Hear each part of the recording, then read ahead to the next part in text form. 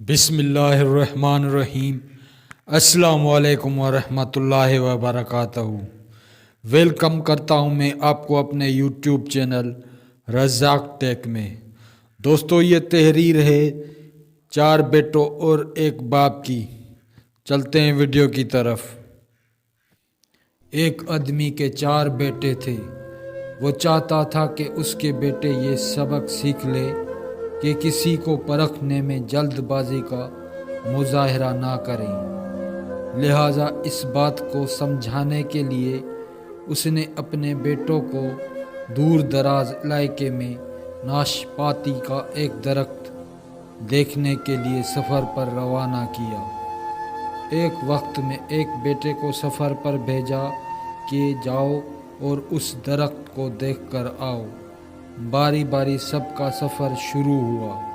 پہلا بیٹا سردی کی موسم میں گیا، اور دوسرا بہار میں گیا، اور تیسرا گرمی کی موسم میں، اور سب سے چھوٹا بیٹا خزاں کی موسم میں گیا۔ جب سب بیٹے اپنا اپنا سفر ختم کر کے واپس لوٹ آئے تو اس آدمی نے اپنے 4 بیٹوں کو ایک ساتھ طلب کیا اور سب سے ان کے سفر کا الگ الگ تفصیل کے بارے میں پوچھا۔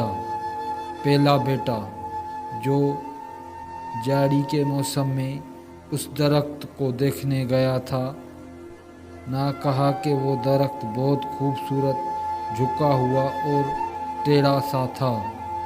دوسرے بیٹے نے کہا، نہیں، وہ درخت تو بہت ہرا بھرا تھا، ہری بھری پتیوں سے بھرا ہوا تھا۔ اپنے سب تیسرے بڑے بھائیوں سے اختلاف ظاہر کیا کہ وہ ناشپت کا درخت تو پھل سے لدا ہوا تھا، اور اس پھل کے بوٹ سے درخت زمین سے لگا زندگی سے بھرپور نظر آ رہا تھا۔ یہ سب سننے کے بعد اس آدمی نے مسکرا کر اپنے 4 بیٹوں کی جانب دیکھا اور کہا، تم 4 میں سے کوئی بھی غلط نہیں کہہ رہا، سب اپنی اپنی جگہ درست ہیں۔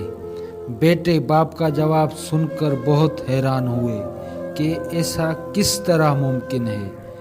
باپ نے اپنی بات جاری رکھتے ہوئے کہا، تم کسی بھی درخت کو یا شخص کو صرف ایک موسم یا حالت میں دیکھ کر کوئی حتمی فیصلہ نہیں کر سکتے۔ کسی فرد کو جانچنے کے لیے تھوڑا وقت ضرور ہوتا ہے۔ انسان کبھی کس کیفیت میں ہوتا ہے تو کبھی کسی اور کیفیت میں۔ اگر درخت کو تم نے جاڑے کی موسم میں بے رونق دیکھا ہے تو اس کا مطلب یہ نہیں کہ اس پر کبھی پھل نہیں آئیں گے۔ اس طرح اگر کسی شخص کو تم لوگ غصے کی حالت میں دیکھ رہے ہو تو اس کا مطلب یہ ہرگز نہیں کہ وہ برا ہی ہوگا۔ کبھی بھی جلد بازی میں کوئی فیصلہ نہ کرو جب تک اچھی طرح کسی کو جانچ نہ لو۔ کسی کو اسی وقت سمجھا یا پرکھا جا سکتا ہے جب یہ تمام موسم گزر جائیں۔ اگر تم سردی کی موسم میں ہی اندازہ لگا کر نتیجہ اخذ کر لو گے تو گرمی کے ہریالے بہار کی خوبصورتی اور بھرپور زندگی سے لطف انداز ہونے سے رہ جاؤ گے۔ صرف ایک دکھ پریشانی کے لیے اپنی زندگی کے باقی خوشیوں کو داؤ پر مت لگاؤ۔ زندگی کے ایک برے موسم کو بنیاد بنا کر باقی زندگی کو مت پرکھو۔ اللہ پاک ہم سب کو عمل کرنے کی توفیق عطا فرمائے، آمین۔ تو دوستو، کیسی لگی آج آپ کو میری یہ کہانی؟ امید کرتا ہوں آپ سب کو میری کہانی پسند آئی ہوگی۔ تو پلیز میرے چینل کو سبسکرائب کر دیں اور بیل کے آئیکن کو دبا دیں اور میرے ویڈیو کو لائک کر دیں تاکہ میری آنے والی ہر ویڈیو کا نوٹیفیکیشن آپ کو بر وقت ملتا رہے۔ ملتے ہیں نیکسٹ ویڈیو میں، تب تک کے لیے دیجیے اجازت۔